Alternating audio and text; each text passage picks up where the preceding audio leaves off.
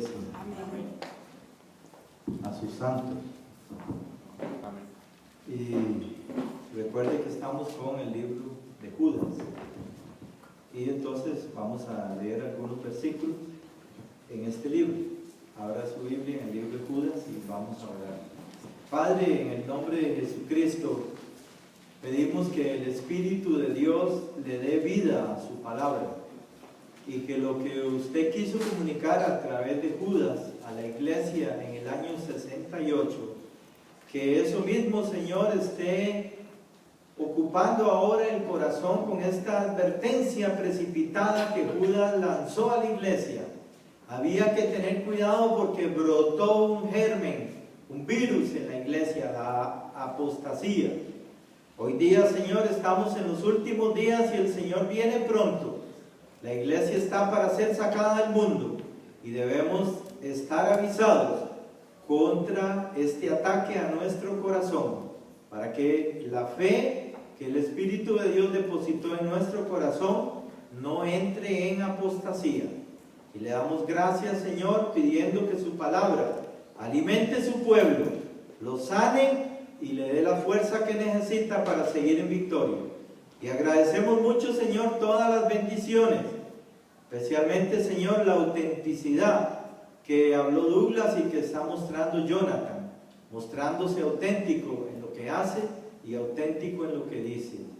Y gracias, Señor, porque con su testimonio no se edifica. En el nombre de Jesús. Amén. Vamos a leer antifonalmente algunos versículos de Judas. Es un libro muy pequeño de un solo capítulo y fue escrito por el hermano del pastor de la iglesia de Jerusalén, que es la primera iglesia que existió, y hijo de María y de José, hermano de Jesucristo, medio hermano, hermano de madre. Dice la escritura: Judas, siervo de Jesucristo y hermano de Santiago, a los llamados amados en Dios Padre y guardados en Jesucristo. Amados, mientras me esforzaba por escribiros acerca de nuestra común salvación, me ha sido necesario escribiros para exhortar que contendáis eficazmente por la fe que fue entregada una vez a los santos. Porque algunos hombres han entrado cubiertamente, pues desde antes habían sido destinados para esta condenación, hombres desvíos que convierten la divinidad en otra clase de Dios, niegan a Dios, caminando como gran Señor por Jesucristo. Pueden sentarse, hermanos. Dios bendiga su palabra. Bueno, aquí tenemos que clarificar qué significa apostasía. Para los que llegaron tarde, en la escuela ya lo vimos. El apóstata es alguien que está en la iglesia local, pero que anda bien y de pronto se va desviando. Le entran pensamientos al corazón y corrompen su fe. Judas no está preocupado por los de afuera, sino por algunas personas que brotaron adentro, que parecían cristianos, pero que se fueron desviando. Y estas personas introdujeron en la iglesia un síntoma que él define como la apostasía, de la cual ya Pedro y Pablo habían hablado. Quiero recordarles que cuando Judas escribió este libro fue en el año 68. Había muerto el pastor de la iglesia, su hermano. Había muerto Pedro, asesinado por Nerón, crucificado, cabeza abajo. Y había muerto Pablo también por Nerón, decapitado en Roma. En este orden, primero el pastor, segundo Pedro y tercero Pablo.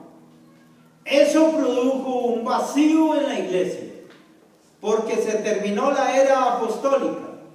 ¿Qué significa se terminó la era apostólica? Que Jesús había profetizado: yo, Jesús, edificaré mi iglesia. Y las puertas del Hades no prevalecerán contra ella. Y Pablo profetiza en Efesios 4:11 que Jesús iba a edificar la iglesia en 5 etapas. Una era la etapa apostólica, es la primera etapa. Seguida de la etapa profética, que concluiría en el año 95, cuando Juan escribió en la última palabra de Apocalipsis, se cerró la era profética. Después de eso no hay más apóstoles, no hay más profetas. Y si alguien hoy día dice que es profeta o que es apóstol, no sirve a Jesucristo, sirve al enemigo. Porque ya no hay, la era apostólica terminó. Cuando Judas escribe porque la era apostólica terminó y la fe ya está completa. Y se produjo un vacío porque no están aquellos grandes hombres. Especialmente el pastor, ya no estaba. Ya no estaba la iglesia local de Jerusalén. Porque Jerusalén en el año 70 fue destruido. Pero hubo un aviso de parte de Roma con antelación de que la destrucción venía. Y muchos judíos salieron de Jerusalén. Y muchos cristianos salieron de Jerusalén. Otros se quedaron ahí a morir. Porque todos querían morir en el templo. Y ahí el templo se llenó de judíos. Y ahí entraron los romanos, hicieron una matanza que llenaron el lugar santísimo de sangre a esta altura. Hicieron una matazón en el lugar santísimo de judíos. Pero los judíos querían morir ahí en el templo. 1,5 millones de personas fueron asesinadas en el templo, aunque usted no lo crea. La sangre iba por aquí. Los romanos se ensañaron con los judíos. En cuenta, muchos cristianos ahí perecieron. Bueno, pero ahora Judas salió de Jerusalén. Entonces, ¿sabe dónde estaba? Podía ser en cualquier ciudad, en cualquier iglesia en el mundo. Iglesias que habían sido ya plantadas y maduradas. Y él escribe esto porque él quería escribir. Se levantó como un líder posapostólico para escribir sobre la salvación, pero él dice aquí que no, que mejor de la salvación no, que él va a hablar de la apostasía, porque él la vio, la olió y se asustó y quiere advertir a los hermanos, porque el problema era un síntoma que iba a aparecer en el corazón de cada cristiano, un síntoma. Y ese síntoma, Judas dice claramente que se tipifica por cambiar de opinión o doctrina. Ya no opinan igual sobre la iglesia, ya no opinan igual sobre Jesucristo, ya no opinan igual sobre la doctrina de los apóstoles. También rechazan la autoridad de Jesucristo. Quieren cambiar las cosas, quieren que se haga a su manera. No aceptan la manera de Dios. ¿Cree usted que Dios está jugando y que está esperando a ver cómo los hombres se organizan o hacen las cosas, o ya Dios dejó el patrón? Si una de las cosas que yo como pastor en mi vida espiritual y en mi ministerio he preocupado es que yo no quiero engañar a nadie, no quiero que nadie me engañe, y yo no quiero salirme de la Biblia, y por eso he gastado en mi vida miles de horas estudiando, porque yo sé bien que un pastor tiene que estar pegado al ministerio de los maestros que son don de Cristo. Porque el pastor no puede saber todo en su corta vida. Tiene que apegarse al ministerio de los maestros. Jesús dijo que Él edificaría su iglesia primero con la era apostólica, que terminó en el año 68. La era profética, que terminó en el año 95. La era de los evangelistas, que agoniza con Billy Graham. Conforme Billy Graham se muere esa era. La era de los maestros. Ya no hay maestros vivos, pero está la teología sistematizada que dejaron. Una colosal obra montada en 2000 años de revisión de cada tema de la Biblia por máximas autoridades, gente que se ha dedicado a estudiar y que ellos han dejado la teología sistematizada para que el pastor aprenda ahí y pueda hacer bien su ministerio. ¿Qué es lo que hace un pastor? Un pastor tiene que preparar el mensaje que dura 30 horas por semana. Eso cuesta un sermón. Tiene que orar 30 horas por los hermanos, por la iglesia. Y tiene que dedicar 12 horas o más a los cultos y a conversar con las ovejas, a curarle el alma. Eso es lo que hace un pastor. Más de 1 millón de pastores hay en el mundo. Ahorita están en culto en todo el mundo. Y el Espíritu de Dios habla por la boca de los pastores.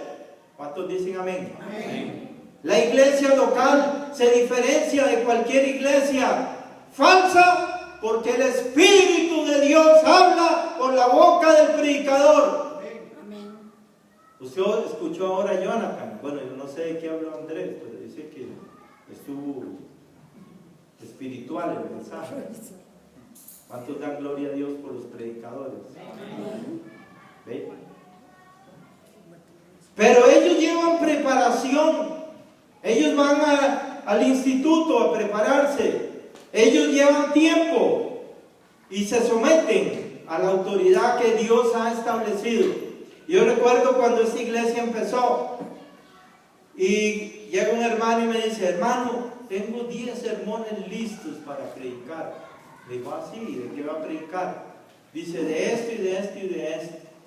Digo: ¿y quién le dice a usted que el rebaño ocupa eso? Dice: yo pensé. Digo: no, Dios no quiere que el rebaño alimente con eso.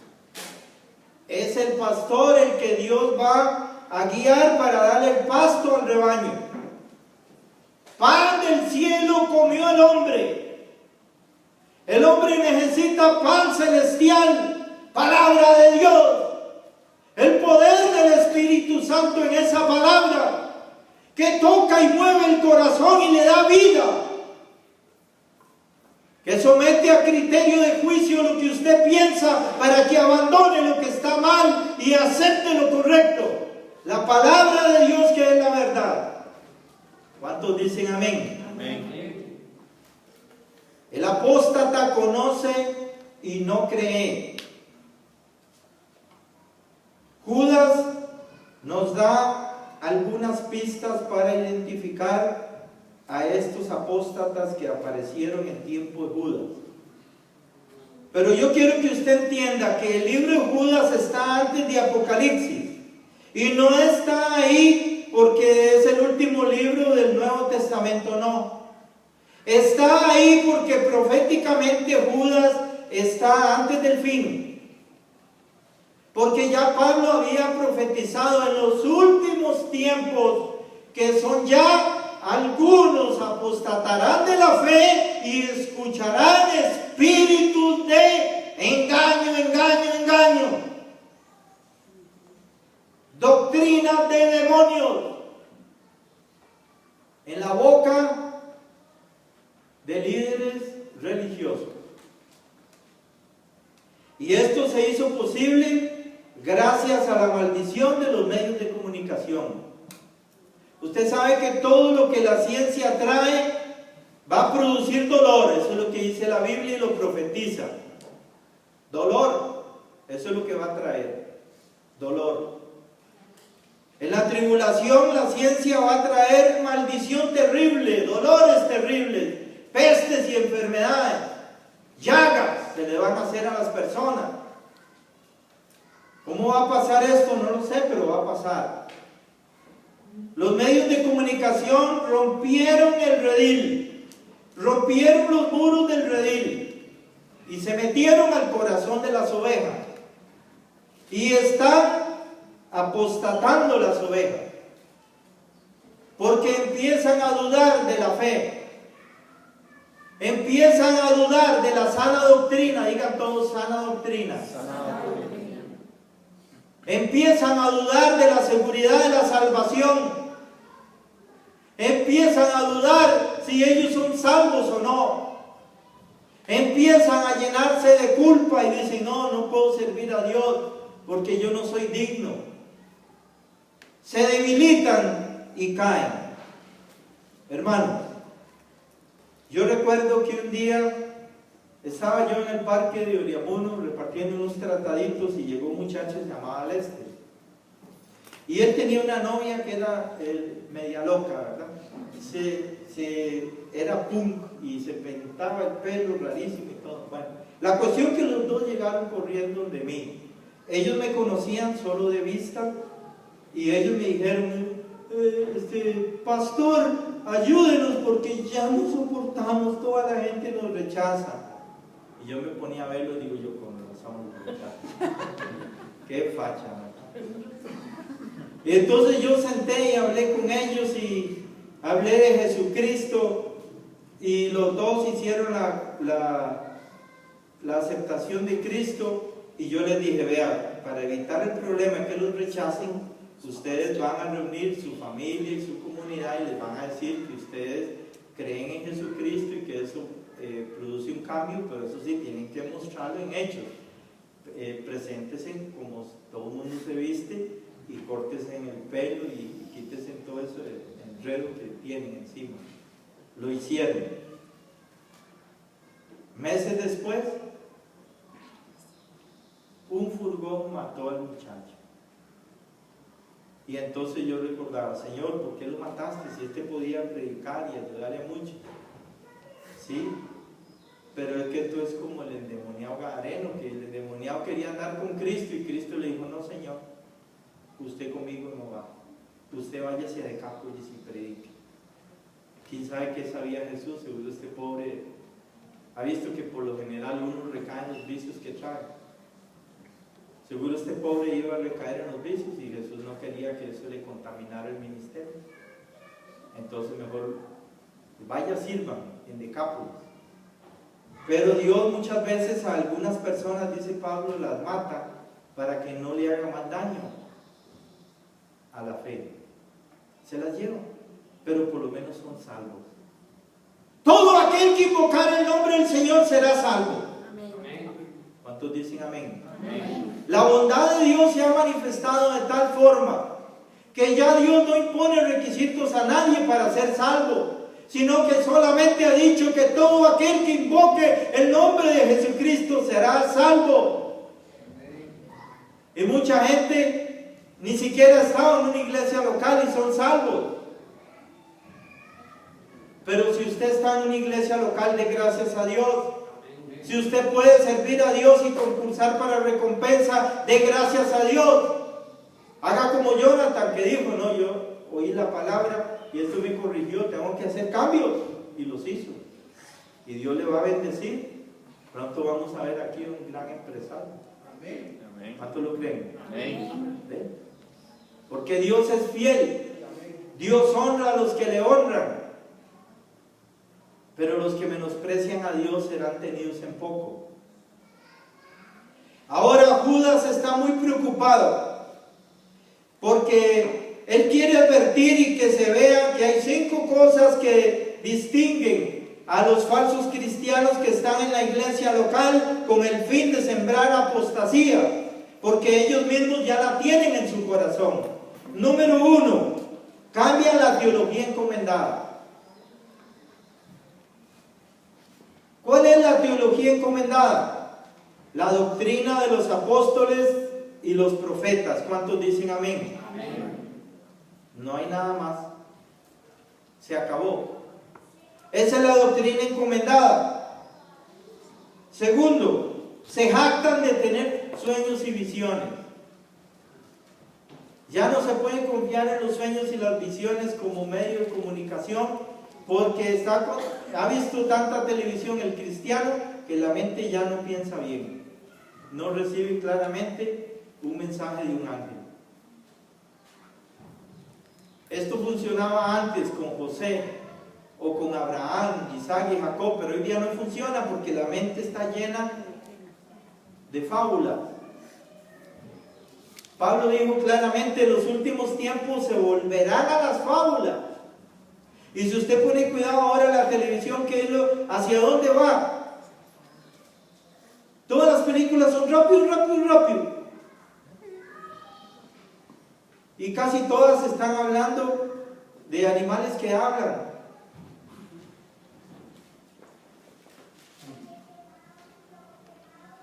Los chiquitos crecen creyendo que todo eso es real. Su mente se enferma, se hipnotiza y no distinguen la verdad de lo falso. El hombre tiene derecho a saber la verdad y a creerla, pero la verdad está en la Biblia. No hay otra fuente de verdad. Todo lo demás es un engaño. Todo, solo la Biblia es la palabra de Dios. ¿Cuántos dicen amén? Tercera cosa que hacen los que tienen este síntoma: injurian seres angélicos. Bueno, esto no se está dando mucho ya, pero hubo un tiempo en los años 80 que se andaba injuriando a los seres angélicos. Cuarto, crean divisiones. ¿Qué son divisiones? Todo el mundo sabe, no vamos a hablar más de esto, ya todo el mundo sabe, ya hemos pasado por 4. Y quinto, logran que la atención se centre en ellos. Como dijo un teólogo, cuando las estrellas están brillando mucho es que el sol no está. Eso significa que Cristo es el sol, las estrellas somos los predicadores. Cuando un predicador brilla mucho es que no está hablando de Cristo. Pero aquí venimos a glorificar a Cristo. Amén. ¿Un mejor amén? Amén. Muy bien. Bueno, ahora Judas se preocupa porque él quiere que los hermanos que quedan en la iglesia local, los que realmente han nacido de nuevo y que están siendo atacados por pensamientos apóstatas o por compañeros apóstatas, que estos hermanos entiendan algunas cosas que son gravísimas. Y él les pone 3 ejemplos. Vamos a leer versículos 5 al 10. Pongámonos en pie para leer todos juntos y usted se despierta. Versículos 5 al 10. 3 ejemplos que nos advierten de el peligro o el trágico destino de los apóstatas. Dice la Escritura: ahora bien, quiero haceros recordar que todo, ya que todo lo habéis sabido, vea, la iglesia local ya todo lo sabía, que el Señor, al librar al pueblo una vez en la tierra de Egipto, después destruyó a los que no creyeron.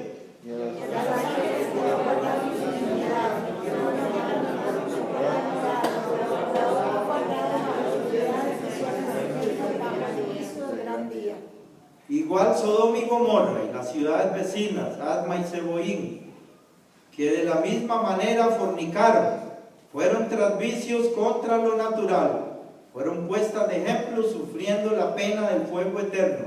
No obstante, de la misma manera también son soñadores, enseñan la carne, rechazan la verdad y blasfeman las potestades superiores. Pero ni aun el arcángel Miguel, cuando contendía disputando con el diablo el cuerpo de Moisés, se atrevió a pronunciar un juicio de maldición contra él, sino que le dijo: el Señor te reprenda. Pero estos blasfeman de cuantas cosas no conocen, y de las que por naturaleza no se conocen como animales irracionales. Pueden sentarse.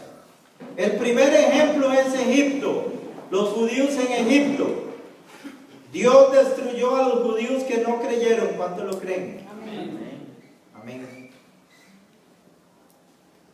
¿Cuántos de la generación que vivió en Egipto entraron a Canaán? Solo 2. ¿Cuántos de los 300 millones que vivían en el diluvio pasaron el diluvio? 8. La familia no es solo 8, los demás murieron. Amén. Aquí hay una advertencia de Judas, la consecuencia, el trágico destino de la apostasía. Y los ángeles, hermano. ¿Sabe cuánto lleva Satanás suplicándole a Dios que lo perdone? 6,000 años. Día y noche le suplica que lo perdone. Y día y noche Dios le dice que no. Y lo humilla. Porque le dice, tráigame algún argumento jurídico de manera que yo tenga que perdonarlo. Entonces él viene y manda a todos los demonios, observen a los cristianos, tiéntenlos, háganlos pecar y saquen fotos, llevemos las pruebas ante el Padre y por medio de esto tal vez nos perdonen a nosotros. En 6,000 años han hecho eso, acusando a los cristianos. Y en 6,000 años se ha levantado Cristo para defenderlos, diciendo, aquí están las marcas de los clavos, aquí está la sangre que yo derramé por ellos, yo los compré con mi sangre. No hay condenación para el que está en Cristo. Jehová te reprenda, Satanás, eso que viene a decir es una calumnia. Pero ¿cómo calumnia si es verdad que lo cometieron? Sí, pero está lavado en mi sangre. Mentiroso. ¡Fuera de aquí! Y después vuelve con el mismo argumento. Ay, Padre, por favor, perdóneme. No lo vuelvo a hacer, no lo vuelvo a hacer, no lo vuelvo a hacer. Lo siento, Satanás y todo el tercio de ángeles. No hay redención para usted. Vaya, siga buscando un argumento jurídico de redención. Todavía le doy tiempo. Y él llega día y noche a acusar a Jaime, a don Mario, a Bolaño, a Luis Araya, a doña Sonia. Él llega a acusar, pero todo se vuelve calumnia, porque aunque es verdad que se cometió, la sangre de Jesucristo, su Hijo, nos limpia de todo pecado. Amén. Mejor amén. Amén. ¿Cuántos pueden dar un aplauso a la sangre de Cristo?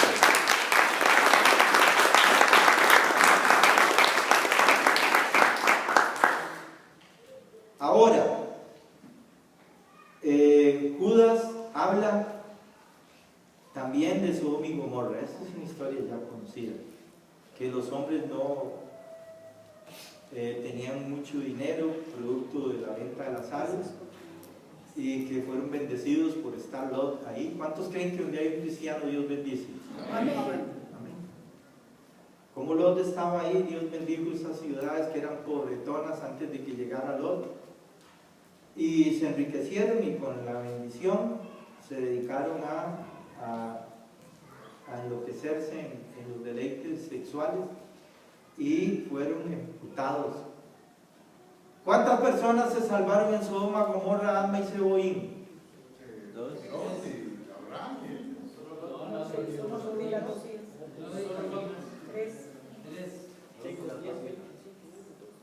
3, pero hubo una que no murió ni en Sodoma, ni en Gomorra, ni en Adma, ni en Zeboim.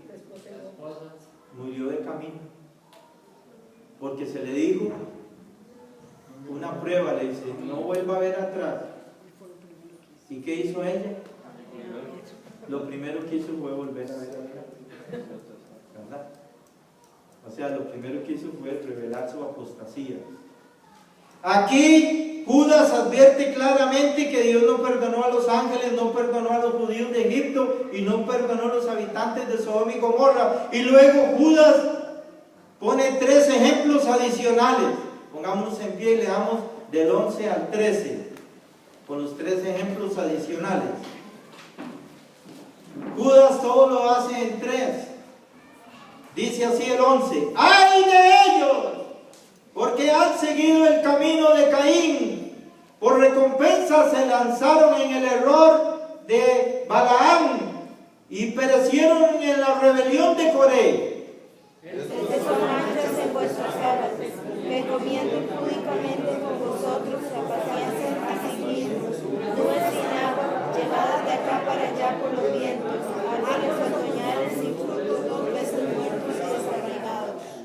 Son fieras olas del mar que arrojan la espuma de sus propias abominaciones, estrellas errantes para las cuales está reservada para siempre la profunda oscuridad de las tinieblas. Hasta ahí, pueden sentar.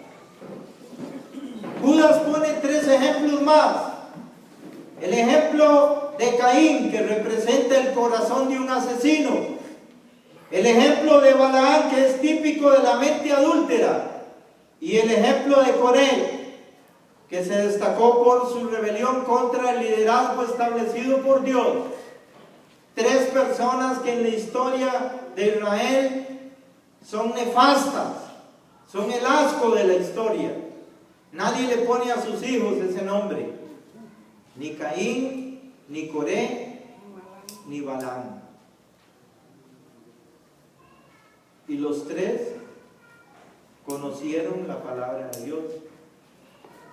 Balaam era un conocedor de la Biblia, era un profeta apóstata.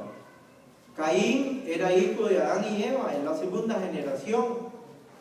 Aprendieron de Adán. El sumo sacerdote de la raza humana, el profeta de la raza humana, el rey de la raza humana, Adán, le enseñó a Caín y nada sirvió.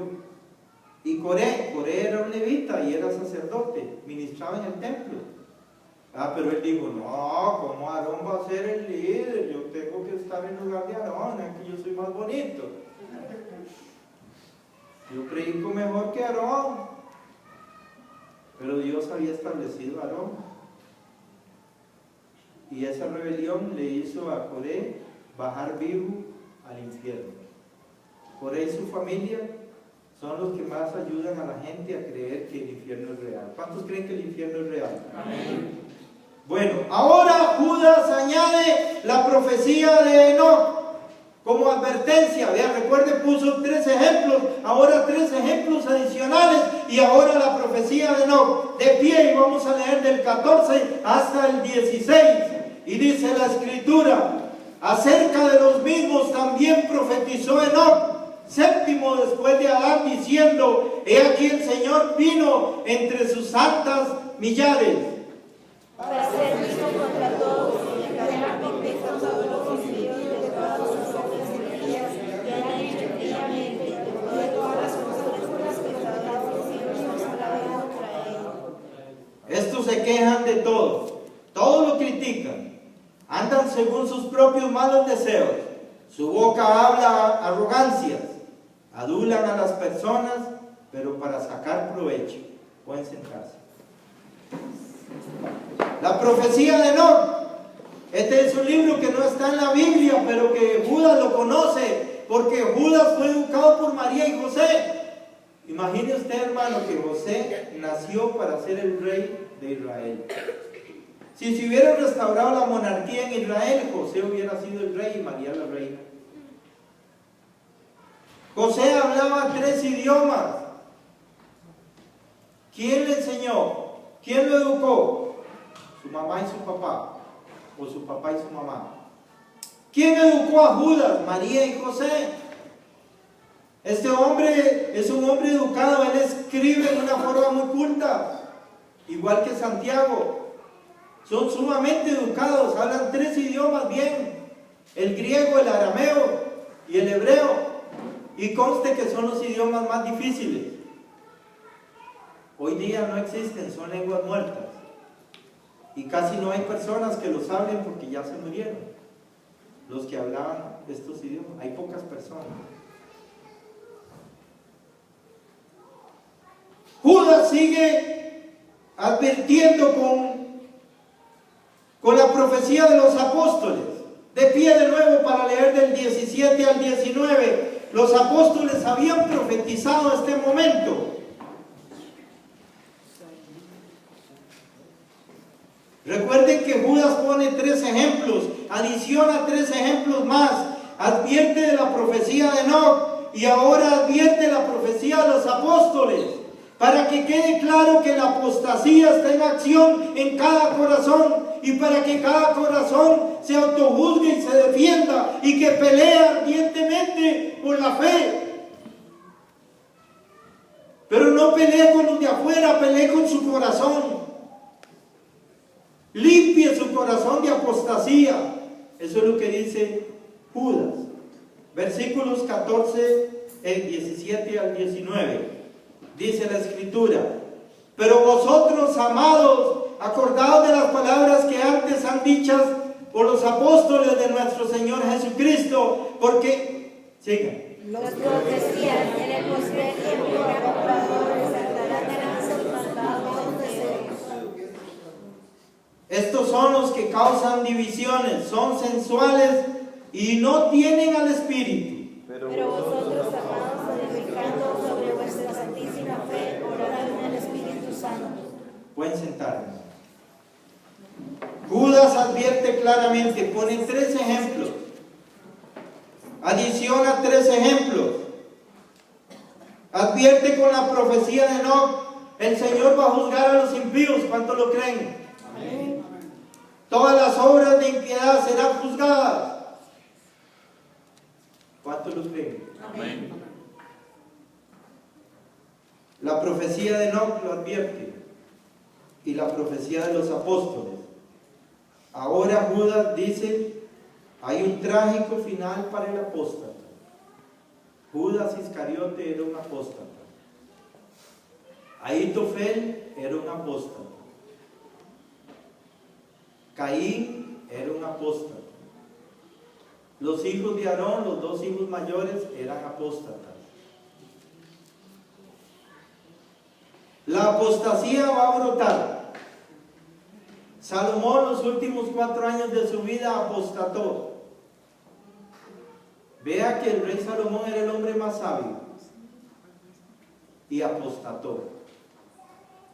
La advertencia de Judas es muy real, porque él está viviendo un síntoma que al morir los grandes líderes y terminar la era apostólica y viene las siguientes eras que Jesús profetizó por medio de Pablo en Efesios 4:11, que él iba a edificar su iglesia con hombres en los cuales puso dones de apóstol, de profeta, de evangelista, de pastor y maestro. Hoy día el único don que queda vigente es el de pastor. No hay profetas, no hay apóstoles, no hay evangelistas. Billy Graham ya no predica. No hay maestros, ya se murieron y ya no se ocupan, porque ya la teología sistemática no tiene nada que discutir. Toda la discusión se acabó. Lo único que la iglesia local no entiende bien es el tema de la iglesia local. Ahí es donde la iglesia local está un poco apostatada. ¿Y por qué se hizo este enredo? Por culpa de los jesuitas. Los jesuitas diseñaron un esquema para destruir la iglesia local en 1900. El plan era crear una iglesia pentecostal que trabajara en la iglesia local y en la iglesia universal, y que destruyera la iglesia local para finalmente traer a la iglesia universal todo. Y mientras tanto desarrollar una filosofía que uniera todas las religiones en una sola. Usted pregunta ahora, ¿qué es Dios? En Oriente le dicen, es un ente. En Occidente le dicen, es un ser. Los jesuitas inventaron un término medio. Dios existe, pero es un ente. Entonces lo acepta el oriental y lo acepta el occidental. ¿Por qué? Porque lo dicen los jesuitas. ¿Sabe que para ser jesuita hay que estudiar 7 años y hablar 7 idiomas? No es tan fácil, ¿verdad? Los jesuitas son los más preparados de la Iglesia Universal. Pero como le dije, sirven a Satanás. La historia lo demuestra. El miedo más grande que tenía Juan 23 es que los jesuitas un día tomaran el papado. Él lo hizo público, salió en La Nación, yo me acuerdo. Papa Juan 23. El miedo más grande que tengo es que los jesuitas un día tomen el papado. Y adicionó, el humo de Satanás entró a la Iglesia Católica. Papa Juan 23. La apostasía está en acción, pero lo que a Judas le preocupa no es el impío, es el cristiano. Que el cristiano puede caer en apostasía, puede su corazón empezar a fallar, alejarse de la iglesia local, rebelarse contra ella, romper lo que Dios ha establecido, inventando su propia forma de vivir como en Sodoma, romper la autoridad de la Biblia, la autoridad de los apóstoles, la autoridad de los profetas. ¿Cuántos se someten a la Biblia? ¿Uno mejor? Amén. Esto es lo que Judas quería advertir, y ahora él hace un desafío a los creyentes. De pie para leer versículo 20 al 23. Pero vosotros, oh amados, edificados sobre vuestra santísima fe y orando en el Espíritu Santo, Conservados en el amor de Dios, esperando la misericordia de nuestro Señor Jesucristo para vida eterna. de algunos que vacilan, tened misericordia. A otros salvad, arrebatándolos del fuego, y de otros tened misericordia con temor, aborreciendo una ropa contaminada de su carne. Hasta ahí. Desafío a los creyentes. Aléjese de los apóstatas. Identifíquelos y aleje sus oídos de ellos. Aleje su corazón de ellos. Identifíquelos. Valore la Biblia. Desvalore lo que no viene de la Biblia. Mucha gente prefiere confiar en una estación de radio o en la televisión. Hay un señor en el registro público que dice: yo soy cristiano, pero yo no voy a ninguna iglesia local porque todos los pastores son un reguero de pillo. Y le quitan la esposa a la esposa más bonita, se la quitan al hermano. Bueno, y me habló pestes, ¿verdad? Pero yo veo el culto por televisión. Y yo le digo: ¿y por qué usted entonces mejor no se hace de su propia iglesia? Y para que usted predique. ¿Cómo va a estar viendo un culto por televisión? Eso no es de Dios. Usted es peligroso que vaya al infierno. Si llega ante Cristo, Cristo lo va a mandar feo, lo va a mandar a las tinieblas de afuera. ¿Cómo así? Le digo: eso es lo que dice la Biblia, le guste o no. Chupe. ¿Cuánto tiene de no ir a la iglesia local? 20 años. Pero no, hombre, usted es un rebelde. ¿Ven? Y así hay un sinnúmero de personas que andan en rebelión y piensan que no es rebelión. Adrián Rogers decía: si usted va a almorzar después del culto, hable de la palabra de Dios, del sermón. Yo, como dijo Jonathan, toda la semana anduve pensando lo que predicó Andrés. Dios le habló. ¿Ve?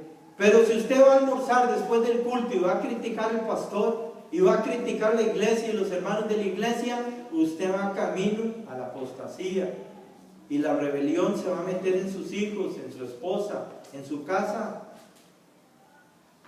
Escápese de la apostasía, porque Judas está hablando claramente que este síntoma apareció en el año 68, pero Pablo dijo que en los últimos tiempos iba a ser más grave el asunto. Acuérdese que en el año 68 no existía el Papa Panchito, no existían los jesuitas. Los jesuitas empezaron en 1545.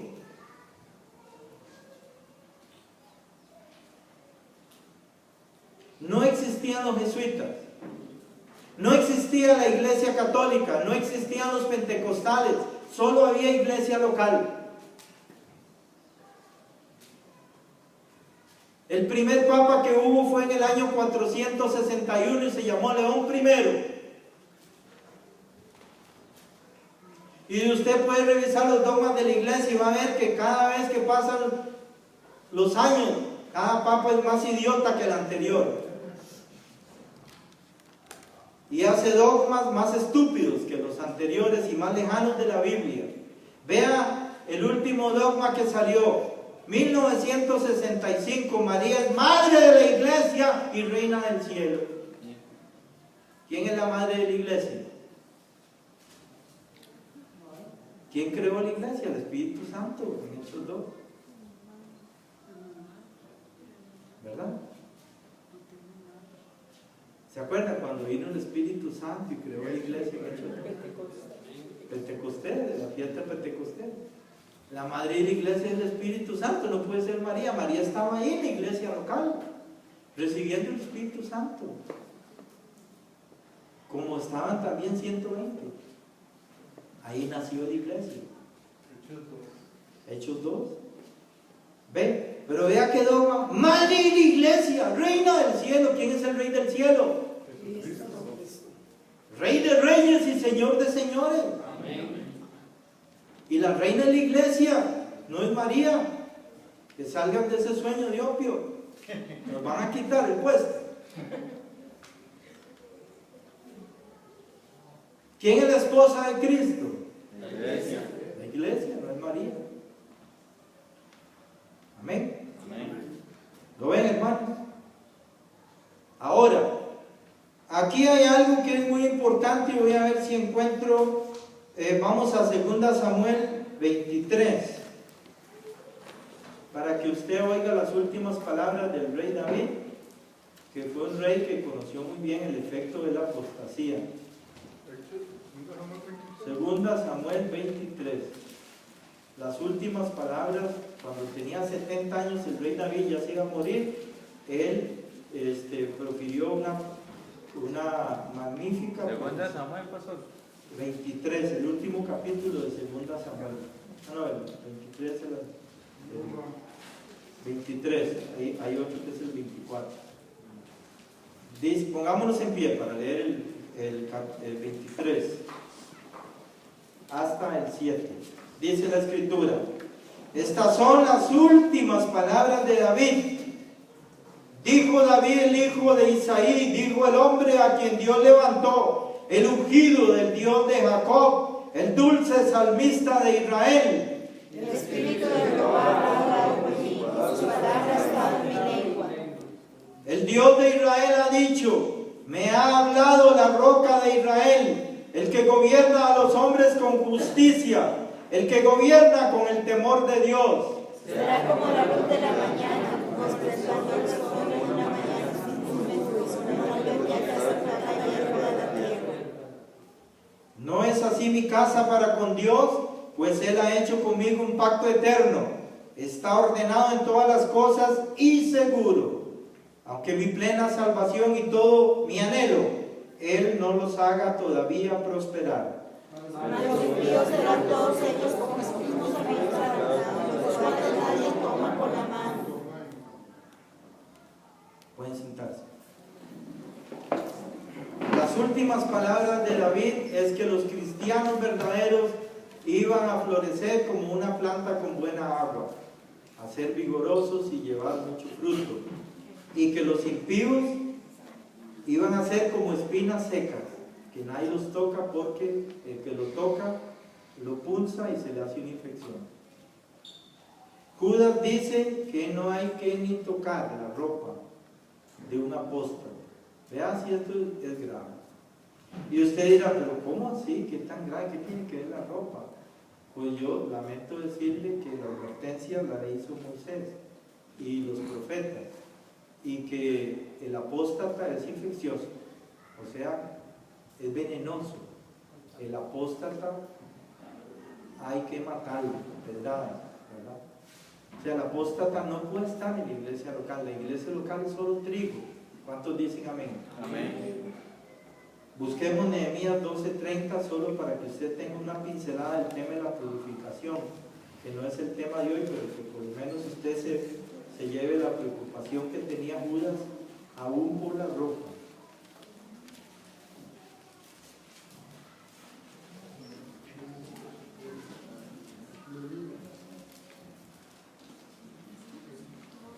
Nehemías 12.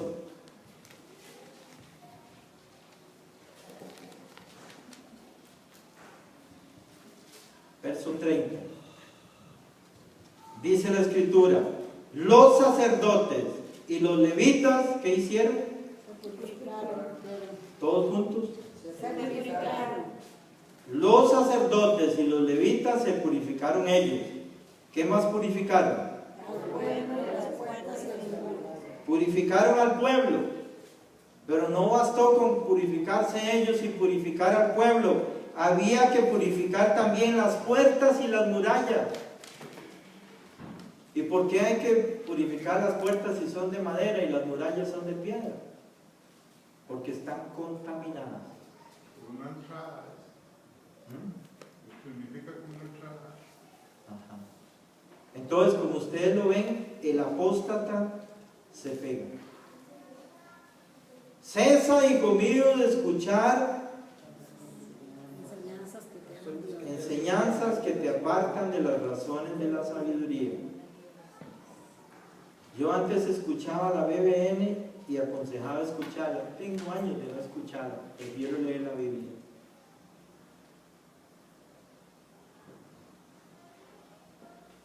¿Por qué? Porque Dios habla por su palabra. ¿Cuánto lo creen? ¿Verdad? Y a mí me duele mucho no estar el domingo porque yo necesito también escuchar la palabra, alimentarme. Más que Jonathan dice que estaba buena la cosa. Pero el domingo estaba yo en la playa. Porque el pastor necesitaba descansar. Estaba en Four Seasons yo el domingo. Bueno, no en el hotel, sino en la playa que es pública. ¿Ven? Aliviándome de la pena, ¿verdad? Amén, hermanos. Pero uno no debe faltar al culto. El culto es la prioridad porque es donde usted va a recibir de Dios el alimento, la fuerza, la fe. Va a recibir recursos del paraíso de manera que usted se mantenga y usted va a ser un canal de bendición y usted va a ser bendecido. ¿Cuánto lo creen? Amén. Solamente que Judas también advierte que los cristianos verdaderos tienen que mantenerse en amor porque siempre va a haber problemas entre personas. Digan todos, siempre va a haber problemas entre personas. Siempre va a haber problemas entre personas. Por eso la Biblia nos advierte, permanezca el amor fraternal. ¿Dicen amén? Amén. Hebreos 13:1, Colosenses 3:14, pero sobre todas las cosas vístanse de amor, que es el vínculo perfecto. Recuerde que el amor de Dios todo lo sufre y todo lo soporta. Proverbios 10:12, el amor cubre todas las faltas. ¿Ve? La iglesia no se puede dividir por problemas humanos. Por problemas humanos, no. El amor tiene que cubrir todo eso. Tiene que solucionar, hermano. Si tiene problemas humanos, ¡solucione! No deje que las tinieblas lo alcancen. No deje que su corazón se llene de tinieblas. Juan dijo claramente 30 años después: si alguno no ama, está en tinieblas. El amor de Dios es el que nos ayuda a mantenernos en el redil, a mantenernos amándonos unos a otros a pesar de la humanidad del prójimo, a pesar de mi opinión. Un día a mí me decía un hermano, disculpe, aconséjeme. Sí, ¿cuál es el problema? Yo no soporto a ninguno en la iglesia. A ninguno, le digo, pero ni a mí. Dice, no, a ninguno. ¿Y por qué no hace un esfuercito? Es que no puedo. Otra vez yo le aconsejaba a una hermana, es que yo odio a mi mamá, pero es que Dios dice que si usted no la perdona, Él tampoco la perdona a usted. No me importa, pero yo odio a mi mamá, la sigo odiando, la odio. Pero ¿por qué no hacen Haga el intento, perdónela. ¡No puedo! Es que no, hermano, eso no está bien. El amor cubre todas las faltas. El amor es más fuerte que la muerte. ¿Cuántos dicen amén? Amén. ¿Ven? La vida del cristiano tiene que ser en amor, porque usted no puede hacer un problema humano un gigante, o permitir que un problema humano afecte a la iglesia, no, o su vida espiritual, o su ministerio, no. Pero sí tiene que cuidarse de los apóstatas. Que no, vea, una vez decía un hermano, aquí está la vena, póngale la apostasía directo a la vena. Porque estábamos en un grupo de hombres, y llegó un señor que nunca lo conocíamos, y pidió la palabra y dice, hermanos, Dios me dijo esta mañana que viniera aquí. Ah, qué bien, qué bueno es Dios. Pero me dijo que viniera para darles un mensaje, si me permiten se los voy a dar. Y viene el líder y comete la estupidez y lo dejó hablar. Y empezó a hablar en latín 20 minutos. Y nadie entendió lo que dijo. Y al final dijo, hermanos, todo lo que les dije les va a caer, pero yo me voy para el Vaticano mañana, porque yo sirvo al Papa y creo en la iglesia única, verdadera, católica, apostólica y romana. Era un católico encubierto. Se filtró y nos echó quién sabe cuántas maldiciones en latín. Y nosotros oyendo ahí, y no entendíamos nada por dicha. De ahí tuvimos que orar para limpiarnos, porque quedamos contagiados y consternados de que nos engañara tan fácilmente. Y el tipo hablaba muy bonito, tenía un timbre de voz francés, pero era un sicario del Vaticano. Quién sabe qué conjuros estaban haciendo, ¿verdad? ¿Cuánto da gloria a Dios? Amén. Ahora, el desafío de los creyentes es ese, ¿verdad? No se contamine, límpiese, póngase a cuentas con Dios. El rey David un día estaba confundido y él dice, bueno, me juzgo solo y no puedo juzgarme bien. Entonces él inventó un salmo, tocó el arpa, y porque él era poeta y músico, tocó el arpa y empezó a hacer el salmo. Y en el salmo decía, Señor, examíname tú y conoce tú mi corazón. Pruébame, ve si hay en mí camino de perversidad y límpiame y guíame y llévame por el camino eterno. Cuando ya usted no tiene recursos que no se puede juzgar solo. Usted sabe que a veces uno ya no se puede ni juzgar solo, porque el corazón del hombre es tan engañoso y perverso que uno se puede engañar solo. ¿No les ha pasado a ustedes? Amén, amén. A todos nos puede pasar, ¿verdad? Entonces, Judas lo que quiere es alertar que la apostasía iba a tener tremendas consecuencias, y él cierra con una tremenda conclusión que es una doxología, porque Judas era un gran escritor, era un hombre de letras, un hombre brillante para expresarse. Pongámonos en pie y vamos a leer el 24 y el 25 en forma antifonal. Dice la escritura, y aquel que es poderoso para guardaros sin caída y para presentaros irreprensibles delante de su gloria con grande alegría. Bendito sea Dios, nuestro Salvador, por la diaria majestad, bendito sea por los siglos. Amén. Amén. Pueden sentarse. Judas termina con una tremenda doxología, hablándole a la iglesia local, después de advertirla, claramente advertida. 3 ejemplos, 3 adicionales: el libro de Enoch y la advertencia de los apóstoles. La era apostólica terminó, hay que seguir, pero hay que cuidarse de la apostasía. Pero no hay que cuidarse de los demás, cuídese de usted mismo. Porque el principal apóstata, enemigo suyo, es usted mismo.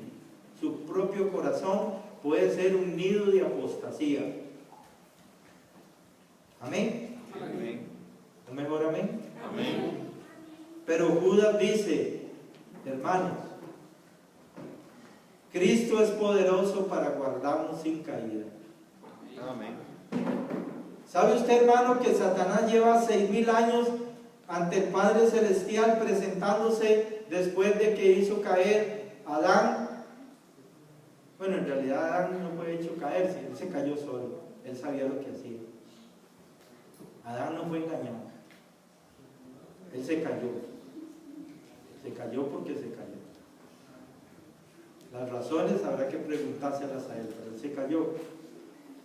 Pero el enemigo lleva desde ahí presentándose ante Dios para decirle, mire, Padre, deme perdón para mí y para todos los que me siguieron. Estamos fracasados, estamos mal. No hay perdón. Pero ¿cómo que no? ¿Y por qué perdonó a Adán y a Eva? ¿Cómo va a ser esto posible? 6,000 años lleva acusando y de nada le ha servido. No hay perdón para los ángeles caídos. ¿Cuántos dicen amén? Amén. Ya están citados para juicio final. Pero hay 3 demonios que ya no tienen que ir a juicio. Ya fueron juzgados en la cruz. Satanás, Apolión y Belial. Esos 3 ya fueron juzgados. Ya tienen el día de sentencia. Los últimos 2 caerán al lago de fuego que arde con azufre, terminando la tribulación de 7 años. Y Satanás caerá por última vez al lago de fuego 1000 años después de ellos, porque ellos son más malos que el diablo y tienen que pagar más, 1000 años más de castigo por su